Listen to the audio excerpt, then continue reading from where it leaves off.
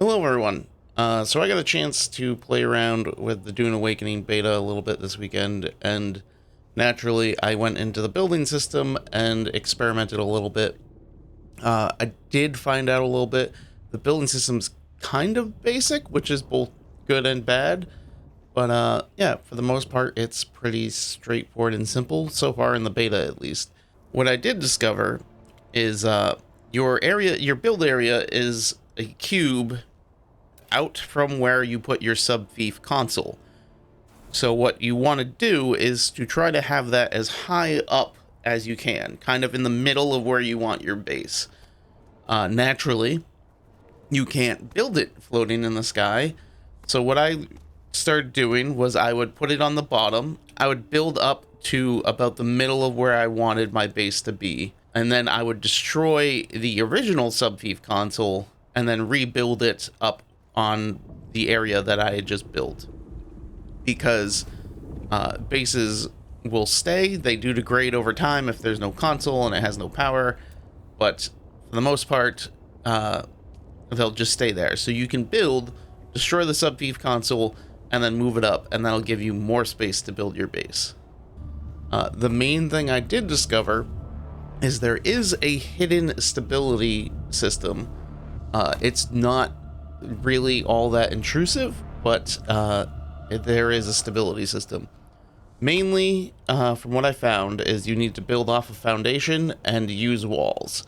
As long as you build from a foundation into a wall, you are able to build completely across your base. It's 9 squares total, from the wall to the end of where you will no longer be able to build, regardless of what direction you go in. Diagonals don't count. They work just straight off of adjacency. But yeah, you're able to build 9 squares away from a wall that is attached to a foundation, or a wall that is attached to a wall that is attached to a foundation. Basically, as long as it's built straight up from the foundation, walls count as foundation. I did experiment building straight up from stairs.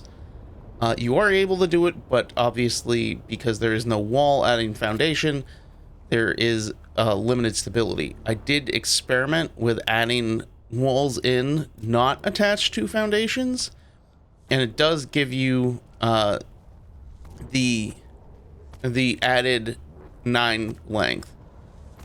So it's a little weird, but for the most part, unless you're building an extremely abstract, unique base, you're very rarely going to run into the stability system. And building this far out into the open desert, it also got me some good shots of what happens when you build out in the system. The worms don't like it all that much, as you would imagine, but I did get some good shots of worms breaching very close.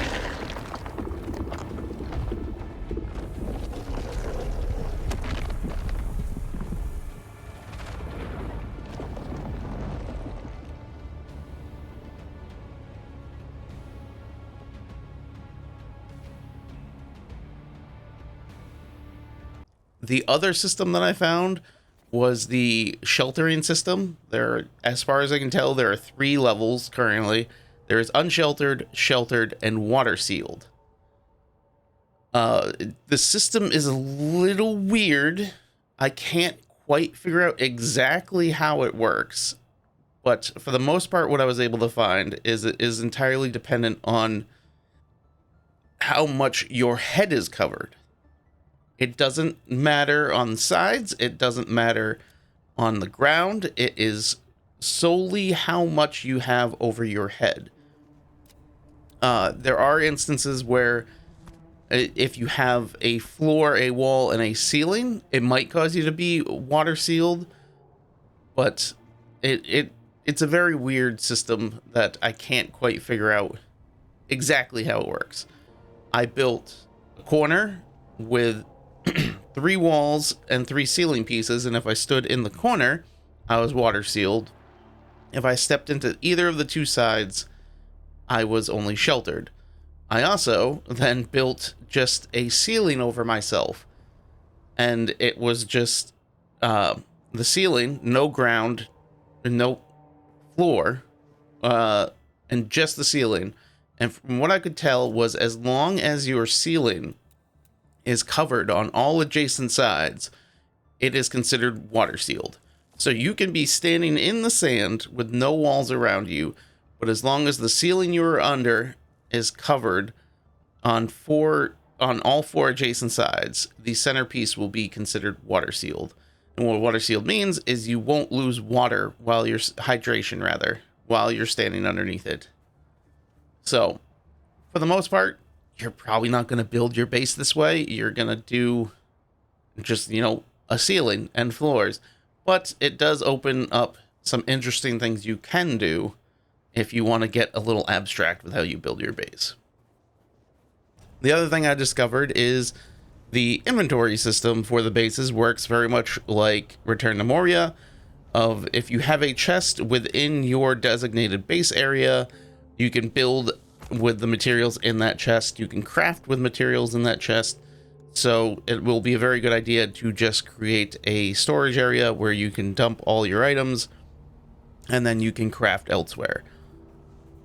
Another basic tip is to build your base near resource nodes. Obviously, you want to be close by if you want to get resources. You can even build your base around the resource nodes, and as far as I can tell, they will not stop spawning. So you can build with an iron node, say, inside of your base. So you will have an endless supply of iron that no one else can get to unless they get into your base. And this tip has a little bit of spoilers for the story, so if you don't want to have anything spoiled for you, you can skip to the next part, but this is just a tip for very early base building. The one big tip that I have is do not focus building your first base that much. The first area is very much the tutorial area. It is teaching you how to build, how to do quests, how to survive, all and everything. So you will need to build the base and build fabricators and everything inside of it. But once the quest is to move to the next area, you have a quest that is literally abandon your base. And so don't spend too much time on your first base in the first area. You also have a very basic build kit in the first area. It's not until you move to the second area that you get the advanced build kit with a bigger base and more stuff to build with. So my one tip is at the start of the game, build a basic base with all the stuff you need, but don't go crazy with it. Focus mainly on just completing the quest and getting into the more open world. Because the first area it's large, but it is very small in the grand scheme of the map. So wait until you leave the first area before you really focus on building a main base. Other than that, the building is pretty straightforward. I wasn't able to really find much else in the beta. Obviously, it's a beta. It's all subject to change. They might completely redo the build system. They might in a stability system. I am not sure. But for now, that is what I was able to find. So I'm very much looking forward to playing more in this game. So I will definitely plan on possibly doing some more videos if I find out more things. But until next time, thanks for watching. See ya.